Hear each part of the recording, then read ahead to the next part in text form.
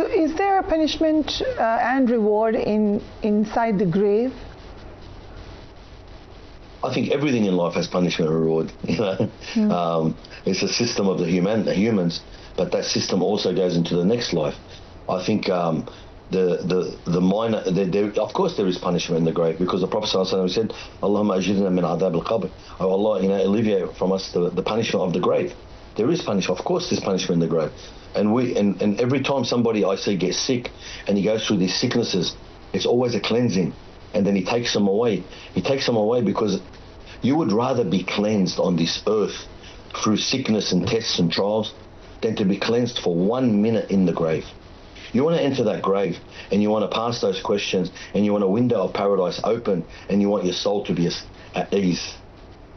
How often should one visit graves, both men and women? I know there's a split scholarly opinion about women visiting graves. What's your opinion? Look, the Prophet ﷺ was once at the cemetery and a lady was wailing over her child.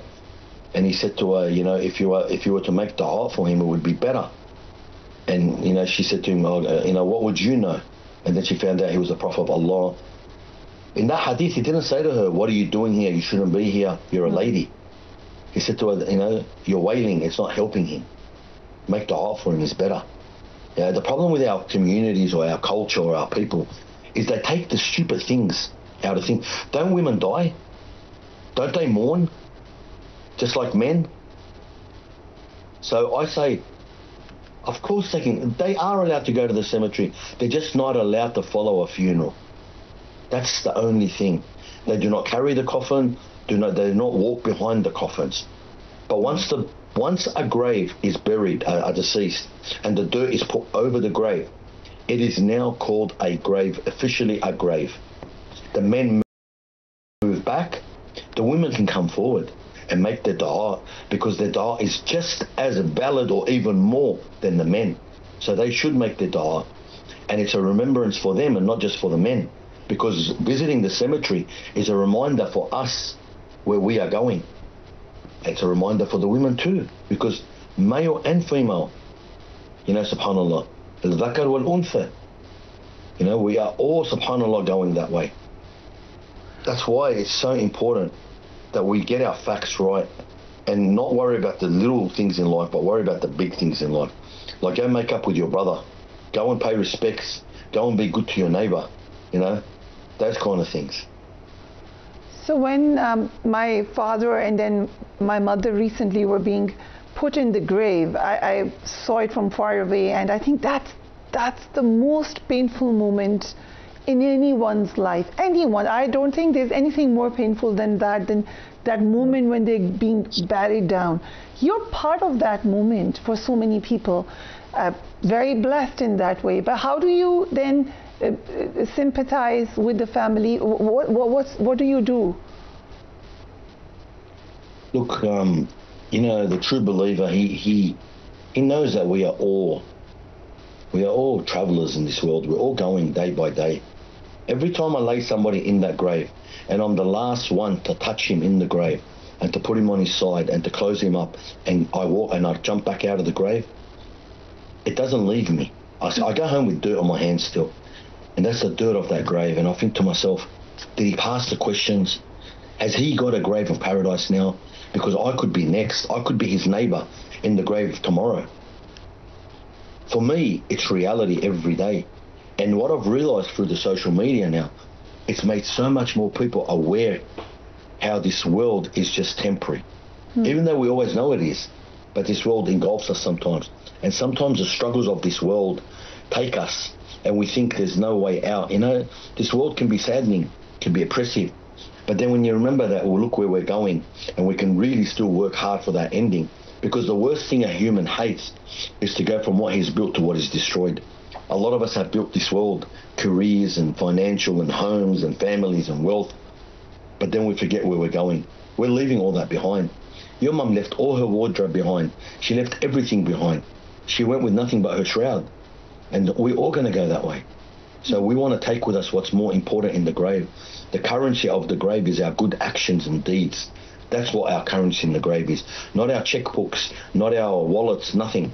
but our good deeds and righteous actions is what will give us witnesses in the graves. Does it matter who is our next neighbor in the grave? I know there's this, we've read this, that Hazrat Umar Radhiyallahu Ta'ala anha, he requested Hazrat Aisha Rastana to be buried next to the Prophet Sallallahu Alaihi Wasallam.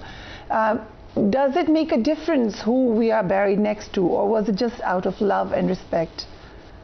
Look, for them it was out of love and respect, and they were the best of the best, and they were always together. But the Prophet Sallallahu Alaihi Wasallam, he said, when your deceased die, let the people know as soon as possible.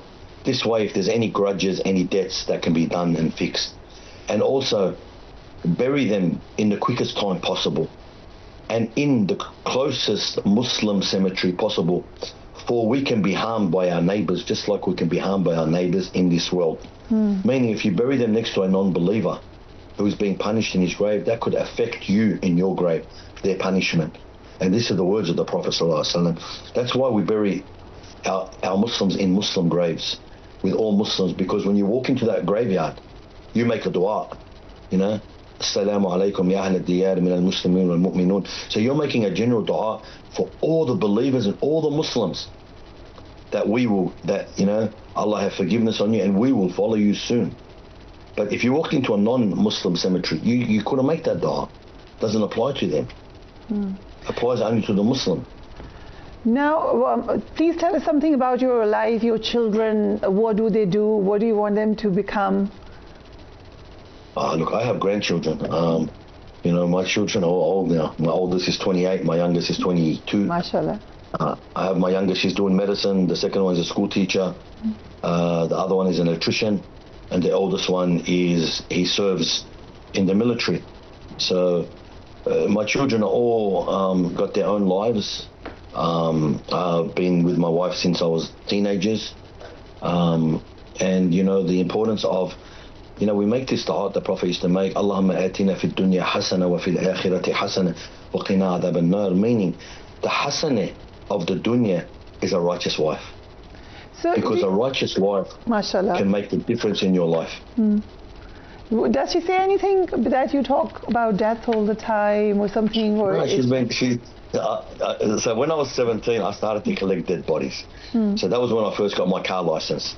That's when I first got to know my wife. At 18, we were married, and I used to take her with me in the van to go pick up a dead body, so she can lift it with me, because I needed to earn some money, and we're starting off, and then after that, for about 17 years, I became a grave digger. From when I was about 19, I started grave digging. But what I used to do was I used to dig the graves and also build the grave down the bottom, the tomb. And I didn't get anyone to help me because I needed to make that money so I could pay my debts off. And my wife would come and pass me the bricks while I was in the grave. She would pass me the bricks. The baby would be in the car. She'd pass me the bricks. I'd mix the cement, and then I'd tell her, okay, you can go now. So, no, she's always been with us. She's always supported what I do, and she's very, she's God-fearing herself, so she knows it's a reality. MashaAllah. Brother Ahmad, thank you so much for giving us time.